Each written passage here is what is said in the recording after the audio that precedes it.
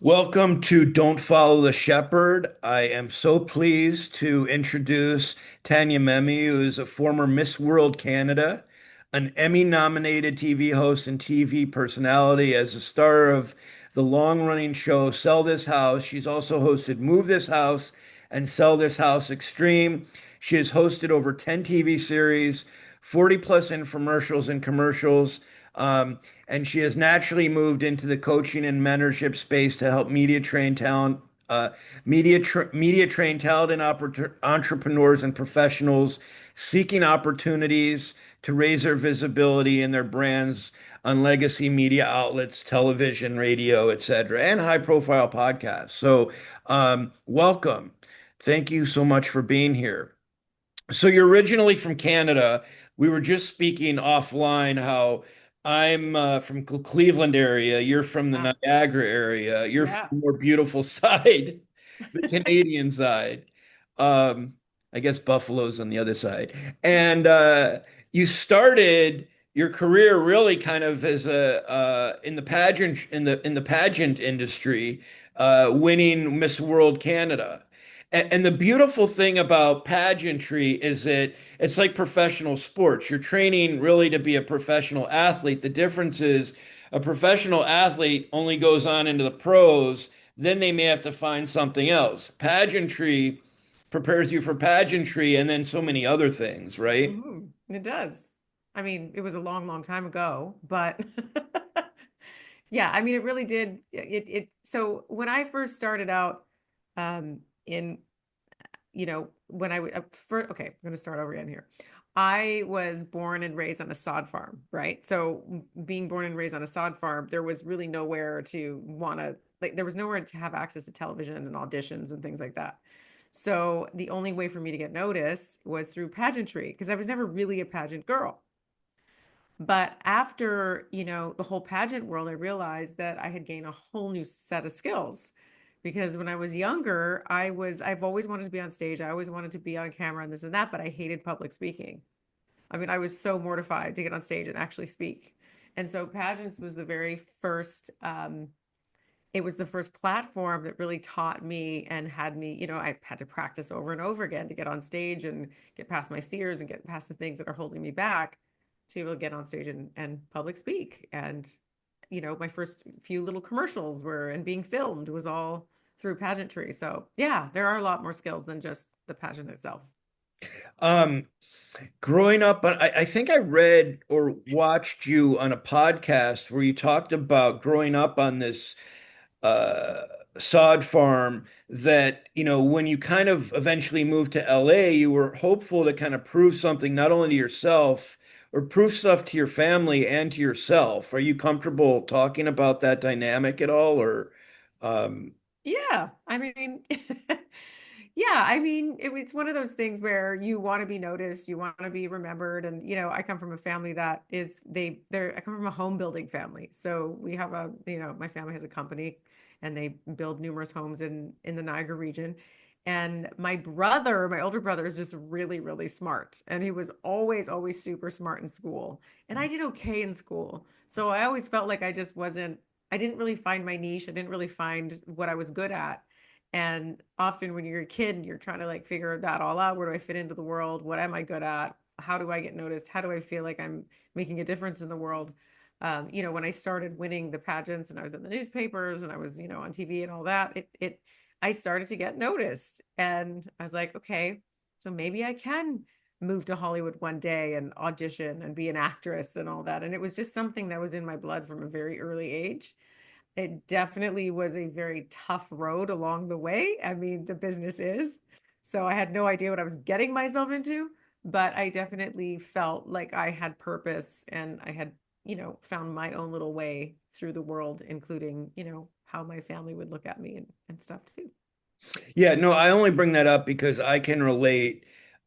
For probably 40 years, I was trying to prove myself, and probably still am. But I didn't realize my need to be seen and heard so badly influenced all aspects of my life, whether it was the career that I chose, the people I dated, everything. I mean, Everything. it influenced everything. So,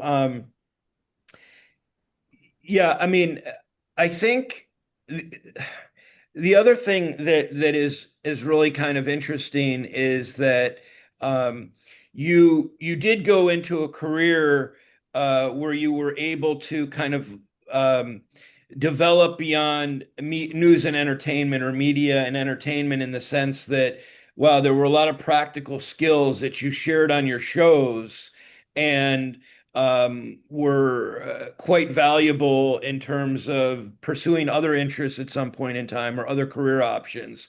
Like you really expanded your horizons. In contrast, I'm someone who closed my horizons going into a very narrow field. So I like the fact that, you were a TV host, an actress, um, and you really concentrated on bringing media to your other professions, if you will. Sorry, that was a little inarticulate, but No, no, no. I'm not sure. So, okay, so ask me the question again. I'm so, not quite. for example, like being media trained offers so much to any profession. Yeah, Whether you're building your people skills as a physician, talking to clients, or you're, talking on the phone to, if you're a legal expert, an attorney, and you're talking to a client, just being able to listen, converse, all the conversational skills that a really well media trained person needs is something that you already have, which is something you can kind of uh, bring to your clients as a media trainer now. God, I didn't articulate that well either. no, no, no. I think I know what you're saying. So, yeah. So now what I'm doing is I started an academy. It's called Mastering the Spotlight, and I basically teach entrepreneurs to build their dream brand with the power of video. So yeah, it's everything from how to be a good interviewer to a good interviewee to how to do teleprompter, how to have charisma, how to come across so that you're not, so that they don't keep swiping for the next person, how to story tell, how to like, there's so many different aspects to what I'm teaching and to media training. But that all came from being on television myself for over 25 years and learning it, all these different skills that I did. And so I've basically taken everything that I've learned, everything I've done after hosting so many shows and after speaking on so many stages, and I've put it into this online program.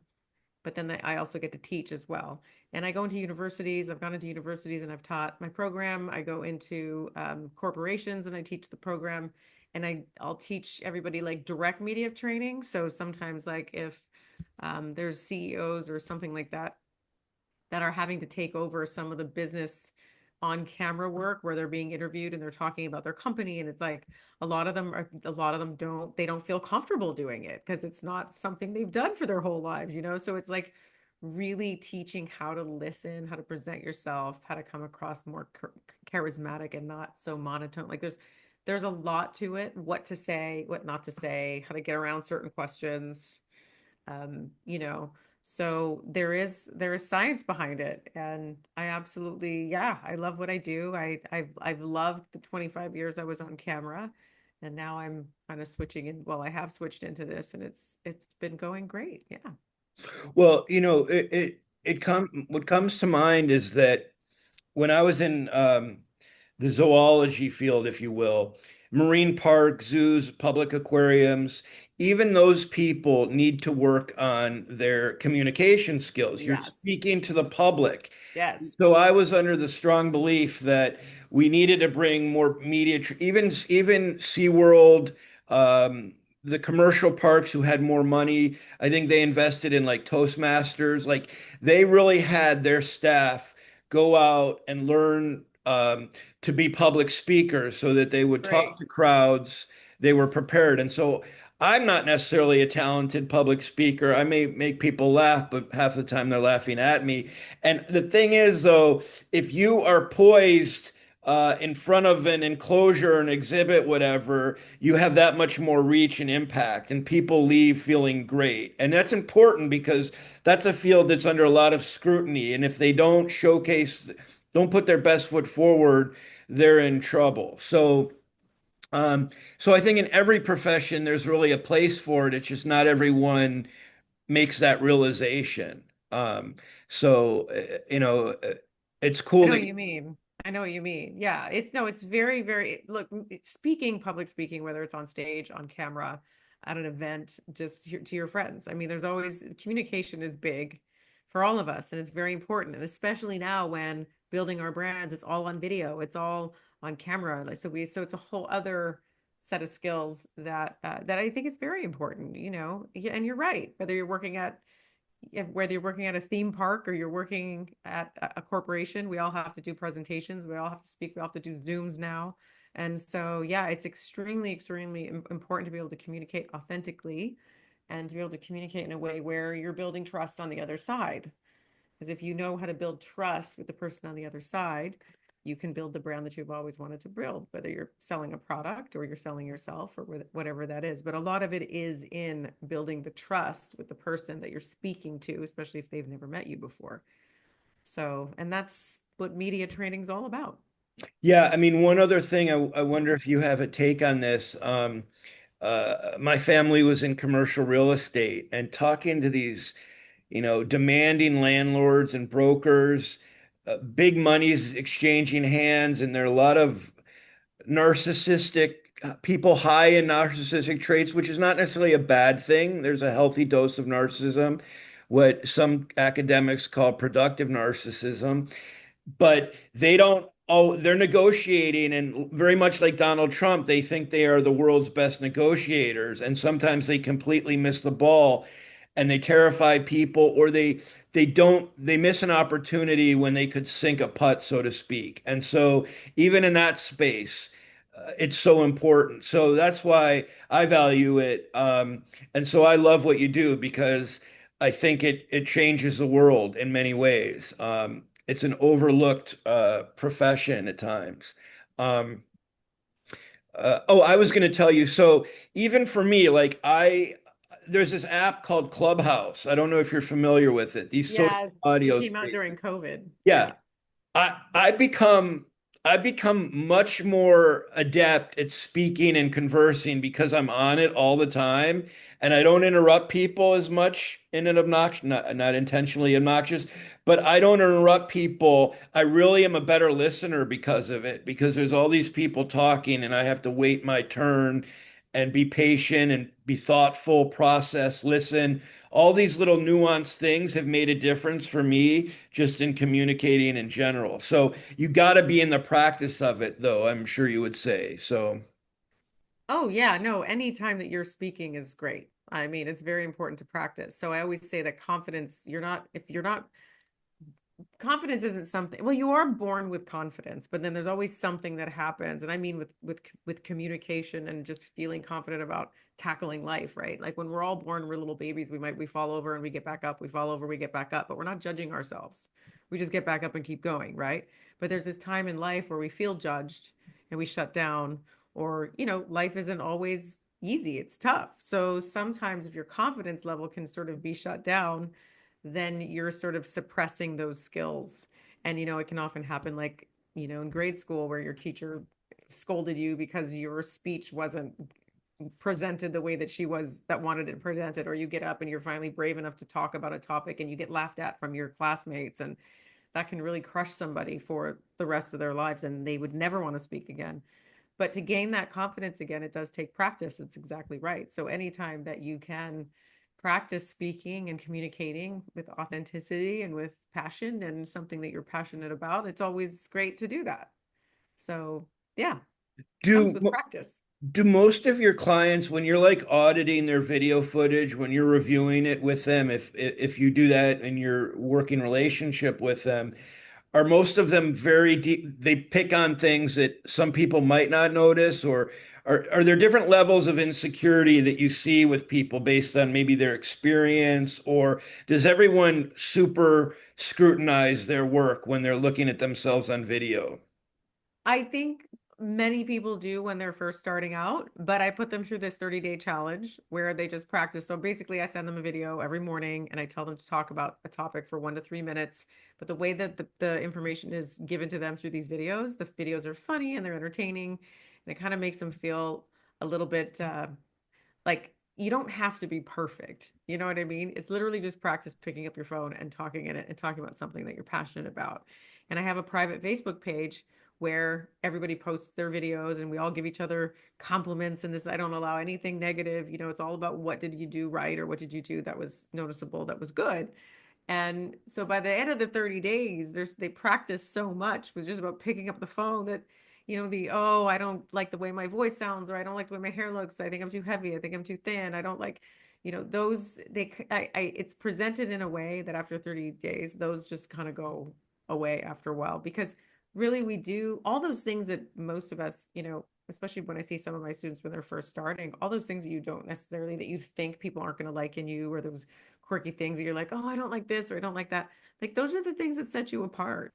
And right now it's just about really being you in your videos.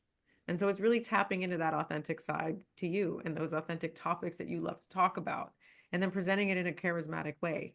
And all that stuff, all those insecurities with practice and practice and practice, I have seen it go away so many times. I've seen people just completely blossom, start YouTube channels that have become successful, their Instagram, their social media starts really becoming something because they're stepping into becoming the face of their brand by working on dismantling some of those false, some things that they have thought about themselves in the past that doesn't exist.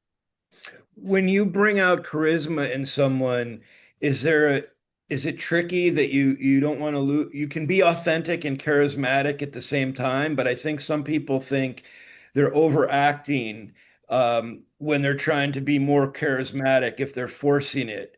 I don't want to give away any of your tricks of the Oh trade, no, I give everything away. I but give it all away. It's all good. what would you say to that? So when you're authentic, you're generally pretty charismatic anyways. Hmm. You might need to have a couple of tweaks here and there because I teach this thing called the inside smile, for example, right? And so from the inside, like if you're presenting yourself, you're in video, you can come across like there's two ways of saying it. Like, okay, so the other day I woke up and I decided I wanted to get a coffee. So I went down the street, I got my coffee. So you can say it just like that. Or you can say, so the other day when I woke up, I decided I wanted coffee. So I went down the street and I got my coffee. Do you see the difference? So it doesn't mean I'm faking it. I love coffee, so I'm talking about something that is actually very passionate for me. And when you're speaking about something that means something to you or that's passionate for you, the charisma will come along. It's when you're not speaking authentically and you're trying to put on some other kind of inauthentic facade, that is when you can come across a little too salesy or a little too like something's off. Like we all know when we watch somebody and it's like, I don't know if I like that person. I don't know. There's something about that person I don't trust. And that's because they're not stepping into their authentic person, if that makes sense, Yeah, absolutely. I mean, Yeah. you might remember. So there, Jack Hanna. Do you remember who Jack Hanna is? He was the director of the Columbus Zoo, and he was on all these talk shows. And he's very self-deprecating. Right. And I did a TV show once, a local show, and the zoo director told me I was overacting. Such a nice compliment. He could have said, nice job. I think you overacted a little bit," but he framed it the way he did. Now, I think I am self-deprecating. It's a bit of what I call Jewish neuroses, but I also like Jack Hanna. He was my idol. So when he got on the TV show with these animals, he was himself. And I think if we have anything in common, it's really attention deficit disorder, he and I.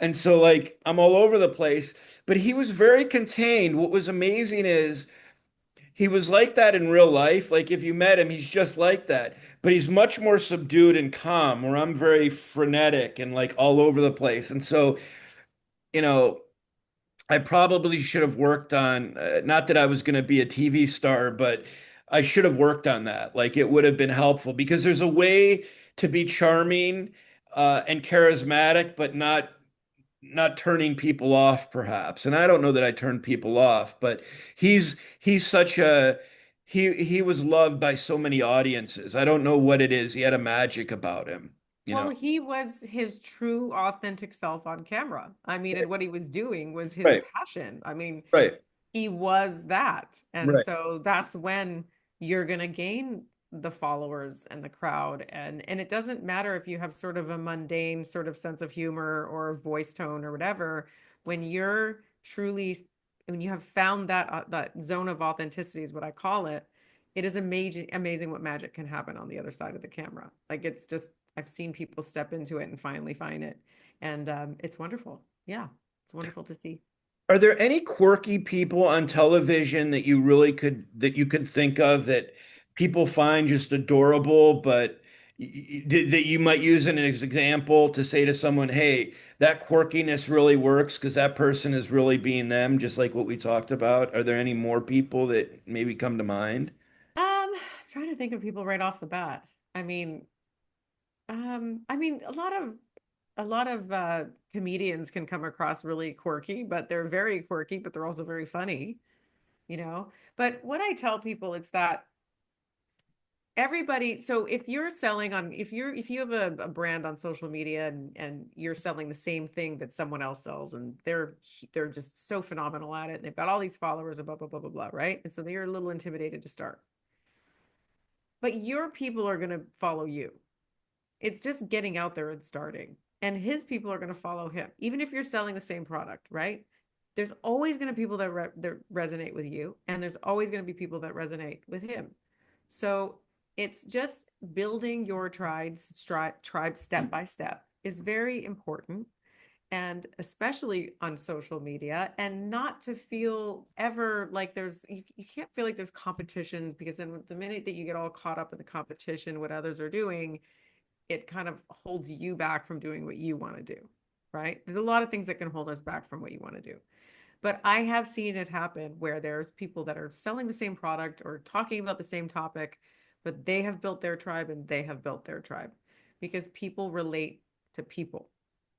And so they might relate to you more than this other person just because of your quirks and because of who you are and how more relatable they are to you than them. You might have the same kind of similar backstory or, story growing up, or they just relate to how you talk and how you speak and how you're self-deprecating. So it's all of these things where, um, it really is just about being yourself. And then it's also learning the art of storytelling and the art of communication. There is science behind it. So Yeah, this probably isn't a selling point for you to use with clients, but the notion that psychopaths bring so much superficial charm to the world, they can be so endearing that you're like, wow, you want to be their best friend, but the cognitive empathy that they have, not the emotional empathy, but the cognitive empathy that they have is something that really allows them to read people well and study them. It's at a very superficial level, but that's how they kind of break barriers so that they can unfortunately victimize or target people. And so I always thought, wow, to have the mind of a psychopath, but to use it for good, um, could be a beautiful thing. Uh, so, I think I'm following you there. I'm not totally yeah, sure, but that's yeah, maybe we that's should okay. scratch that. Maybe I'm it's like, okay. I know what Oh I'm trying no. to say, but I've met just some people who are just have so much charm. And then I found out later, they're not such great people. But that comes to another thing, we can skip that, is that this notion of code switching, and this happened on Clubhouse a lot. You would find people who would talk one way to one audience, and then you discover them in another space and they're completely different. And that lack of authenticity, that disregard for authenticity is off-putting. And as humans, we naturally, as you would say, gravitate toward that. And so it's really kind of interesting to watch people who do that. It's not a judgment against them, but we really do evolutionarily we're conditioned or programmed to appreciate what we know someone to be, and when they change that, it's a violation of trust. So in a very dramatic way, but Well, there's a difference between a con artist and a really good salesman, true. or somebody who just really wants to have more confidence on camera and build their dream brand through video. Like there's always going to be the people that have mastered whatever it is that they've mastered, and it's not at all authentic to them, but they're just good salespeople or good actors. They're good, but deep down inside, they're not good people. Right. So that's one of those things that as a viewer, we have to try to figure that out and be 10 steps ahead of them and figure out, is this person authentic or not? Right. But I Mhm. think when you deep dive into somebody, you can kind of find out if they're all about the money or all about the fame or all about, stepping on other people or whatever their agenda might be, right?